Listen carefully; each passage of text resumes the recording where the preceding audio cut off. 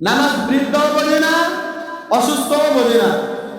নামাজ এটা বাধ্যতা, পড়তেই হবে। আপনি সুস্থ আছেন নামাজ পড়েন, অসুস্থ আছেন দাঁড়ায় পড়েন, না পারেন বৈশা পড়েন, না পারেন ইশারায় পড়েন, না পারেন শুয়ে পড়েন, পড়তেই হবে নামাজ। এটার আর মাপ নাই। রোজার বেলায় আল্লাহ কি এটা বলছেন? আল্লাহ কি বলছেন?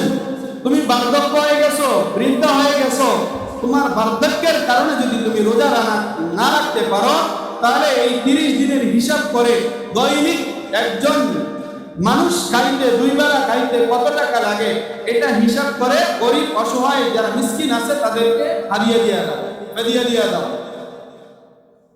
এর দ্বারা কি হবে? যদি তারা এরকম রোজা রাখে, তার রোজার সওয়াবও পাবেন, আপনার রোজার সওয়াবও পাবেন। আল্লাহ কত সহজ করছেন। আল্লাহ আরো কি বলেন?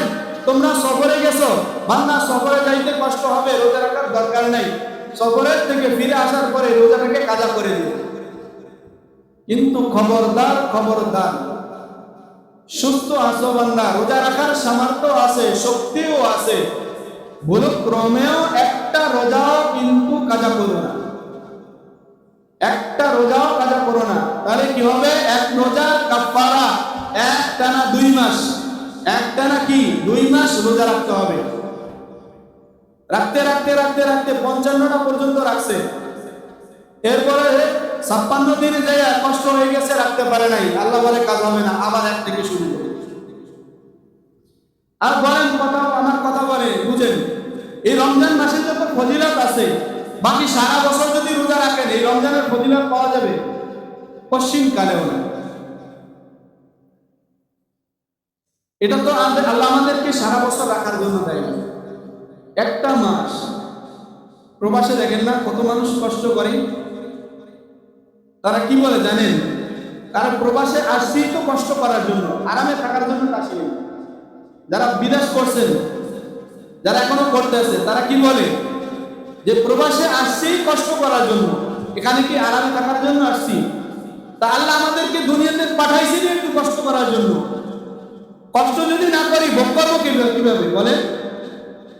ভোগ করা লাগবে না? ভোগ করতে গেলে তো কিছু জমাইতে হবে, কিছু যদি পুঁজি নাই থাকে আমি ভোগ করবো কিভাবে?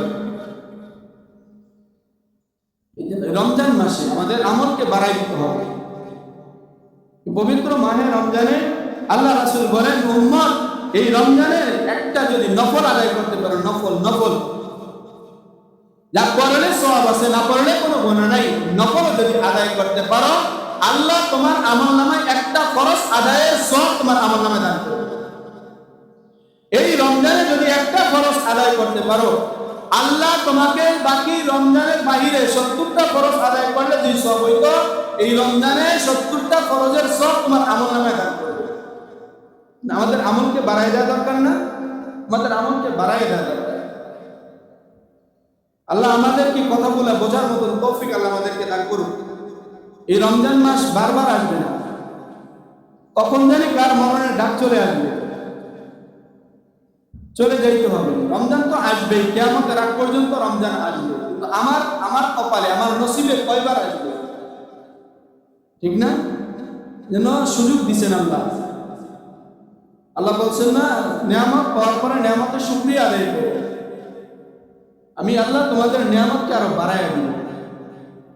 এই রমজানের সুযোগ যদি কাজে লাগাইতে পারি, রমজান মাসের সুযোগটা যদি কাজে লাগাইতে পারি, আরে কপাল পোড়া মুসলমান আমরা, এমন মুসলমান রমজানে, এই পবিত্র মাহে রমজানে দেখবেন হিন্দুরা পর্যন্ত রমজান মাসে মুসলমানদেরকে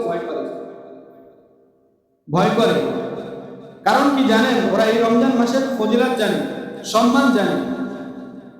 কোন একটা হিন্দু দেখাইতে পারবেন না রাস্তা দিয়ে ওপেনে সিগারেট টানে, ওরা ভয় করে যে মুসলমানের এটা না খাওয়ার মাস, আমি যদি সিগারেট খাই রাস্তায় ওপেনে, দেখতেও তো খারাপ দেখা যায়। হিন্দুরা খায় না, কিন্তু মুসলমানের কলিজা, এত বড় কলিজা, রাস্তা দিয়ে হাঁটে আর ওপেনে সিগারেট খায়। ভুল বললাম? সম্মান করে। সম্মানের কত দাম জানেন? মুসা আলাইহিস সালাম ঘটনা জানেন না সবাই? মুসা আলাইহিস সালাম, ফেরাউন বলছিলেন তোমার খোদার সাথে তোমার সাথে যুদ্ধ হবে। কেউ বলেন 35,000, কেউ বলে 70,000, কেউ আরো কম কম বেশি বলেন, জাদুকর নিয়ে আসছে, জাদু রশি সারবে, ওই জাদুকররা মুসা আলাইহিস সালামকে সম্মান জানাইয়া, শুধু সম্মানের খাতিরে যে আল্লাহর নবী, আল্লাহর রাসূল, এটার সম্মান জেনে, কদর জেনে বলছিলেন, আপনারটা আগে দেখাবেন না আমাদেরটা আগে দেখাবো। মুসা আলাইহিস সালাম ধমক দিছিলেন, আমার আল্লাহর সাথে সাথে ওহী নাযিল করছেন, খবরদার মুসা, তুমি তাদের সাথে ধমক দিবা না, এই যতগুলা জাদুকর দেখতো সব জান্নাতি।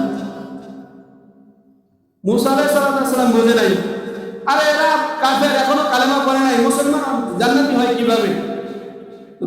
জাদুর রশি যখন ছাড়ছে, মুসা আলাইহিস সালামের হাতের লাঠি যখন ছাড়ছে, সমস্ত রশিগুলা, সমস্ত সাপগুলা মুসা আলাইহিস সালামের হাতের লাঠি সাপ এক নিঃশ্বাসে গিলে ফেলছে।